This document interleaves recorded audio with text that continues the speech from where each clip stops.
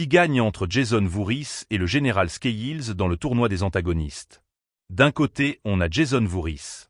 Antagoniste principal de Vendredi 13, il est le fils de Pamela Voorhees. Ayant un physique difforme, il était victime de harcèlement, au point où ses camarades l'ont noyé. Ceci à cause de la négligence de ses moniteurs ayant décidé de Kayako Beme au lieu de surveiller.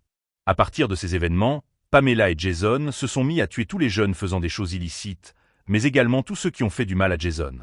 Ce tueur en série est tout de même assez fort. Il a une résistance accrue, au point que même une flotte entière du FBI n'a pas réussi à le tuer, ainsi qu'une force physique impressionnante et une détermination inégalable. Toutefois, il est assez lent et n'a aucun allié excepté sa mère. Mais par contre, son cœur lui permet de posséder un autre corps en l'hypnotisant pour se faire avaler. Ce qui le rend quasiment intuable sans être inarrêtable. De l'autre côté, on a le général Scales. Second antagoniste des 2 premières saisons de Ninjago, Scales devint le général des Hypnobrailles après avoir battu le général Slitra. Il fut ensuite le bras droit de Pitor puis devint à son tour le chef des serpents. Il mena ses troupes sous Ninjago City, se faisant enfermer par les guerriers de pierre qui s'y trouvaient. Après ces événements, il s'est finalement repenti.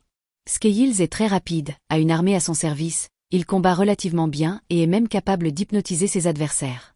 Cependant, il est un peu lâche sur les bords, et n'est clairement pas le plus intelligent du monde. On peut dire que le combat est serré. En effet, Jason pourrait mettre à mal Scales grâce à sa force brute et ses armes destructrices, et le serpent ne pourrait pas l'hypnotiser car le tueur n'obéit qu'à sa mère, en plus d'être un mort-vivant maudit immanipulable. Toutefois, Jason aurait du mal à frapper Scales à cause de sa propre lenteur et de la vitesse de son adversaire. Je pense donc que Scales arriverait d'abord à tuer le corps de Jason, mais le cœur de ce dernier pourrait hypnotiser quelqu'un qui passe par là pour prendre son corps et ainsi poursuivre le combat.